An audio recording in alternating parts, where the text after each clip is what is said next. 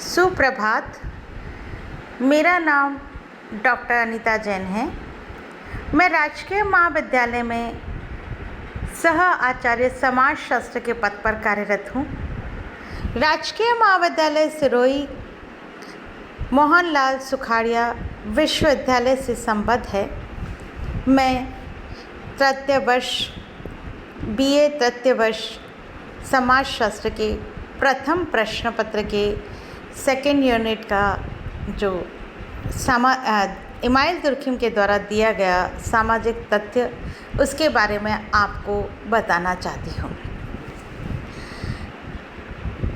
सामाजिक तथ्य दुर्खिम ने सन 1885 में the rules of sociological method की जो रचना की थी, उसमें उन्होंने इसकी विस्तृत व्याख्या प्रस्तुत की। सामाजिक तथ्यों को वैज्ञानिक धरातल पर प्रस्तुत करने में दुर्खिम की ये पुस्तक बहुत ही महत्वपूर्ण मानी जाती रही है। दुर्खिम ने यह अनुभव किया कि समाजशास्त्र को एक स्वतंत्र विज्ञान के रूप में तब तक स्थापित नहीं किया जा सकता जब तक कि उसकी अध्ययन वस्तु की विशिष्टता स्पष्ट न हो, और इसके अन्वेषण के लिए एक व्यवस्थित वैश्विक पद्धति शास्त्र का विकास न हो। इन्हीं दो उद्देश्यों की पूर्ति के लिए आपने अपनी ये पुस्तक प्रकाशित की थी। अब हम यह जानना चाहेंगे कि वास्तव में दुर्खिम ने सामाजिक तथ्य किसे माना है, या उनके अनुसार सामाजिक तथ्य क्या है। दुर्खिम ने विशेष सामग्री व अध्ययन पद्धति दोनों ही दृष्टियों से समाजशास्त्र को एक स्वतंत्र सामाजिक विज्ञान के रूप में प्रतिष्ठित करने का प्रयास किया। उनका यह मानना था कि विशेष सामग्री के रूप में सामाजिक तथ्य को प्रस्तुत किया जाना चाहिए। इसके अर्थ को स्पष्ट करते हुए आप कहते हैं कि सामाजिक तथ्य के बारे में विभिन्न तरह के संदेशात्मक विचार प्रचलित हैं, और यही कारण है कि हम मनोविज्ञान, प्राणीशास्त्र व समाजशास्त्र की विषय वस्तुओं के संबंध में बहुत सारी भ्रांतियाँ उत्पन्न करते हैं। स्वयं दुर्खिम ने भी लिखा है, इन्वर्टेड कॉमर्स में हम बात करें तो सामाजिक तथ्यों की पद्धति के बारे में जानने से पहले हमें यह जानना आवश्यक है कि किन तथ्यों को सामान्यतः सामाजिक कहा जाता है। इसका मतलब क्या हुआ? दुर्खिम कह रहे हैं कि पहले हमें किसी चीज़ को, किसी बात को सामाजिक तथ्य माना जाए, उससे पहले हमको यह जानना आवश्यक है कि वास्तव में हम सामाजिक किसे कह रहे हैं। हमारी अपनी परिभाषा में या हम किसे सामाजिक मान रहे हैं, उसके पश्चात ही हम सामाजिक तथ्य की बात कर सकते हैं। क्योंकि ये शब्द या इसका प्रयोग हम यदि हम कहें कि बहुत ही अनिश्चित रूप में होता है। वर्तमान में यदि हम देखें तो इसका प्रयोग समाज में होने वाली किसी भी घटना के लिए किया जाता है, चाहे उसकी सामाजिक रुचि कितनी ही सीमित क्यों न हो। किंतु ऐसी कोई भी मानवीय घटनाएं नहीं हैं जिन्हें कि हम सामाजिक न कहा जा सके, क्योंकि व्यक्तियों के द्वारा जो घटनाएं की जा रही हैं उन्हें हम एक तरह से सामाजिक मान रहे हैं। मनुष्य समाज में रह रहे हैं, समाज के अंतर्गत क्रियाएं कर रहे हैं, और उन क्रियाओं के फलस्वरूप ही किसी न किसी घटना का घटित होना माना जाता है। प्रत्येक व्यक्ति सोता है, खाता है, पीता है, विचार करता है और यह समाज के हित में होता है। और ये सभी कार्य एक व्यवस्थित ढंग से किए जाएं। यदि इन सभी को सामाजिक तथ्य मान लिया जाए तो फिर समाजशास्त्र की पृथक रूप में कोई अपनी विषय वस्तु नहीं होगी तथा इसके व प्राणी शास्त्र व मनोविज्ञान के भेद में भ्रांति उत्पन्न हो जाएगी। इसके अर्थ की विवेचना करते हुए दुर्खिम ने सबसे पहले कहा कि सामाजिक तथ्यों को वस्तुओं के समान समझना चाहिए। यद्यपि आपने वस्तु शब्द का वास्तविक अर्थ कहीं भी स्पष्ट नहीं किया। आपने ये नहीं बताया कि हम वस्तु किसे मान रहे हैं और किस वस्तु को मान रहे हैं और इसलिए वह सामाजिक तथ्य है, यह आप कहीं भी स्पष्ट नहीं कर पाए हैं। लेकिन वस्तु शब्द को 4 अलग अलग अर्थ में प्रयोग कर रहे हैं। पहला, सामाजिक तथ्य ऐसी वस्तु है जिसमें कुछ विशेष गुण होते हैं जिन्हें बाह्य रूप से देखा जा सकता है। दूसरा, सामाजिक तथ्य एक ऐसी वस्तु है जिसे केवल अनुभव के द्वारा ही जाना जा सकता है। तीसरा, सामाजिक तथ्य एक ऐसी वस्तु है जिसका अस्तित्व मनुष्यों पर बिल्कुल निर्भर नहीं है। चौथा, सामाजिक तथ्य एक ऐसी वस्तु है जिसे केवल बाह्य तौर पर देखकर ही जाना जा सकता है। चूँकि सामाजिक तथ्य को दुर्खिम वस्तु के समान मानते हैं, अतः ये कोई स्थिर धारणा नहीं है, बल्कि एक गतिशील धारणा के रूप में समझा जाना चाहिए। इस तरह हम कह सकते हैं कि प्रत्येक समाज में कुछ ऐसे तथ्य होते हैं जो भौतिक, प्राणीशास्त्र व मनोवैज्ञानिक तथ्यों से भिन्न होते हैं। दुर्खिम इस प्रकार के तथ्यों को सामाजिक तथ्य मानते हैं।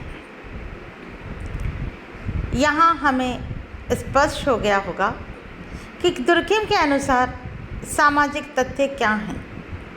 दुर्खिम मान रहे हैं कि समाज में कुछ ऐसे तथ्य हैं जो भौतिक, प्राणीशास्त्रीय, मनोवैज्ञानिक आधार पर भिन्न हैं। गतिशील रूप में हम इस धारणा को समझ पा रहे हैं, तो यही हमारे लिए सामाजिक तथ्य हैं। और इसी अर्थ में वे आगे कहते हैं कि सामाजिक तथ्य कार्य करने, सोचने एवं अनुभव करने के तरीके हैं जिनसे व्यक्तिगत चेतना से बाहर भी अस्तित्व को बनाए रखने की उल्लेखनीय विशेषता होती है।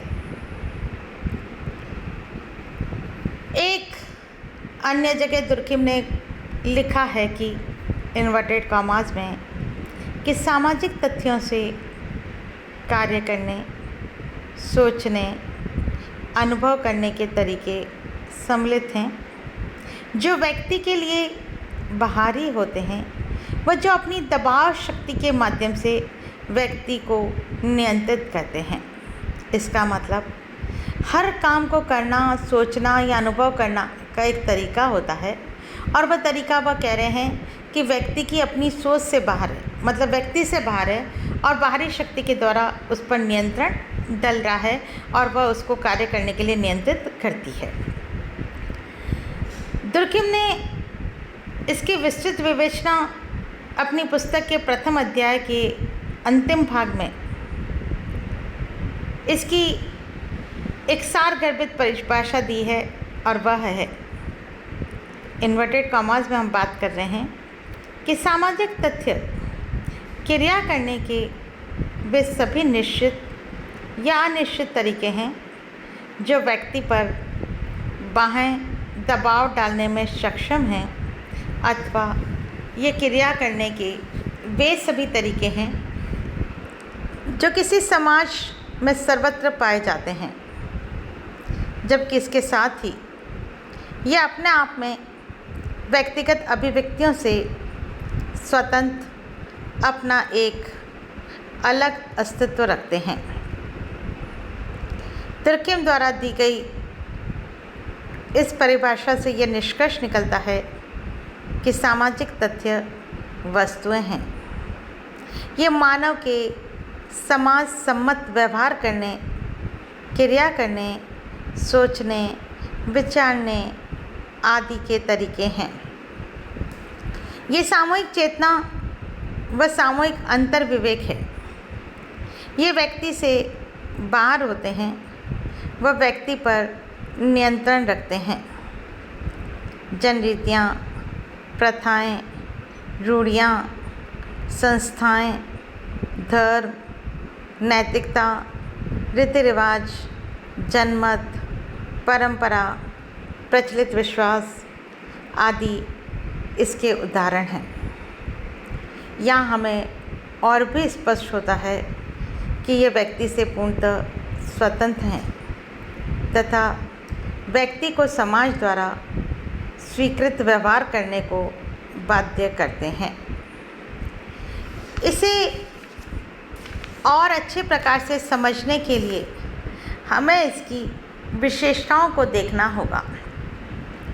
इसकी दो प्रमुख विशेषताएं बताई गई हैं, बाह्यता और बाध्यता। हम आज के व्याख्यान में इसकी एक विशेषता के बारे में चर्चा करेंगे और वह है इसकी पहली विशेषता, बाह्यता। यह इसकी प्रमुख विशेषता है और हमने इसके अर्थ को देखते हुए समझा था कि सामाजिक तथ्य व्यक्ति से बाहर होते हैं, व्यक्ति के नियंत्रण से स्वतंत्र होते हैं, लेकिन व्यक्ति पर नियंत्रण रखते हैं। जब व्यक्ति नियमों के विरुद्ध आचरण करने की सोचता है जो समाज के विपरीत हो, तब उसे अनुभव होता है कि कोई सामाजिक तथ्य जैसे मूल्य, परंपराएं, सामाजिक नियम, प्रथाएं आदि उसके बाहर मौजूद है और वे उसे विपरीत आचरण करने से रोक रहे हैं। दुर्कहेम का कहना है कि सामाजिक तथ्य व्यक्तिगत चेतना शक्ति और अधिकार से परे कोई सामूहिक चेतना है। सामाजिक तथ्य के उदाहरण में रीतियाँ, धर्म, कानून, प्रथाएं, परंपराएं, नैतिकताएं और संस्थाएं इत्यादि प्रमुख हैं। ये व्यक्ति से बाहर और व्यक्ति से परे होती हैं। जब व्यक्ति अपने समाज द्वारा बनाए गए नियमों को तोड़ता है या मूल्यों के अनुकूल आचरण नहीं करता है, तब उसे आभास होता है कि कुछ ऐसे तथ्य हैं जो कि उसके परे हैं, उसके मतलब बाहर हैं, उसके ऊपर हैं और उसे अपने कर्तव्यों की याद दिला रहे हैं और यह कह रहे हैं कि उसे उसका अनुकरण करना चाहिए, उसी के अनुरूप आचरण करना चाहिए और गलत व्यवहार पर अंकुश रखना सिखा रहे हैं। यही सामाजिक तथ्य की बाह्यता कहा जाता है। इस बाह्यता को दुर्कहेम ने पुनः दो भागों में बांटकर व्याख्या प्रस्तुत की। एक हम कह रहे हैं व्यक्तिगत चेतना और दूसरे को हम कह रहे हैं सामूहिक चेतना। व्यक्तिगत चेतना का भौतिक आधार संवेदनाएं हैं। अनेक स्नायु कोशों की परस्पर क्रियाओं के द्वारा संवेदनाएं उत्पन्न होती हैं। दुर्कहेम का मत है कि सम्मिश्रण और संयोग से तत्वों की संरचना में परिवर्तन आता है। संवेदनाओं के प्रसार और संयोग से प्रतिमाओं का जन्म होता है तथा प्रतिमानों के प्रसार व सहयोग तथा संगठन से व्यक्ति के विचार जन्म लेते हैं। व्यक्ति के विचार ही दुर्कहेम के अनुसार व्यक्तिगत चेतना है और जब व्यक्ति भाषा के द्वारा व्यक्तिगत चेतना को दूसरे लोगों तक पहुंचाता है, दूसरों के व्यक्तिगत विचारों को अर्थात उनके द्वारा जानता है, सुनता है और एक दूसरे से विचारों का प्रसार व सहयोग एक नई चेतना उत्पन्न करते हैं, जिसे दुर्कहेम सामूहिक चेतना कहते हैं। ये सामूहिक चेतना व्यक्ति से बाहर होती है और इसलिए चेतना को एक उदाहरण से स्पष्ट किया जा सकता है कि जिस प्रकार एक निश्चित भाग ऑक्सीजन व हाइड्रोजन के मिलने से पानी का निर्माण होता है, जिसकी अपनी अलग ही विशेषता हैं। ये विशेषता न तो ऑक्सीजन में है और न ही हाइड्रोजन में। यदि हम पानी को पृथक कर पुनः ऑक्सीजन व हाइड्रोजन को प्राप्त करना चाहें तो नहीं हो सकता। इसी तरह व्यक्तिगत चेतनाओं के योग से सामूहिक चेतना का निर्माण होता है, जो कि अपना एक पृथक और अलग अस्तित्व रखता है। वह प्रत्येक व्यक्ति के लिए बाएं होती है। दुर्कहेम इस बात को स्पष्ट करते हुए 4 प्रमुख युक्तियों को प्रस्तुत करते हैं और वह है व्यक्तिक मस्तिष्क एवं सामूहिक मस्तिष्क की अवस्थाओं में भिन्नता। हम जानते हैं प्रत्येक व्यक्ति का मस्तिष्क और दूसरे समूह अर्थात बहुत सारे व्यक्तियों के मस्तिष्क दोनों की अवस्थाओं में एक अलग भिन्नता होगी। दूसरी बात, व्यक्तिक व सामूहिक परिस्थिति में व्यक्ति के मनोभाव व व्यवहारों में भिन्नता। हर व्यक्ति की परिस्थिति अलग होती है और वहाँ वह अपने आधार पर अपना व्यवहार करता है, लेकिन समूह की परिस्थिति में व्यक्ति का व्यवहार पृथक होगा, भिन्न होगा। तीसरा है सामाजिक घटनाओं के आंकड़ों की समानता और चौथा है प्राणी शास्त्रीय समानता। समाज में जो व्यक्ति रह रहे हैं उन सब के बीच एक प्राणी शास्त्रीय समानताएं पाई जा रही हैं। इस तरह से दुर्कहेम ने अपने बाह्यता की विशेषता को स्पष्ट किया है कि वह व्यक्ति से परे है, व्यक्ति को नियंत्रित कर रही है, व्यक्ति को विपरीत व्यवहार करने से रोक रही है, समाज सम्मत व्यवहार करने के लिए बाध्य कर रही है और बाहरी शक्ति है जो व्यक्ति पर नियंत्रण का कार्य कर रही है। आज के व्याख्यान में हम इसकी एक ही विशेषता की व्याख्या करेंगे। अगले व्याख्यान में हम इसकी दूसरी विशेषता अर्थात बाध्यता की व्याख्या करेंगे और साथ ही इसका आलोचनात्मक मूल्यांकन भी जानने का प्रयास करेंगे। तब तक के लिए धन्यवाद।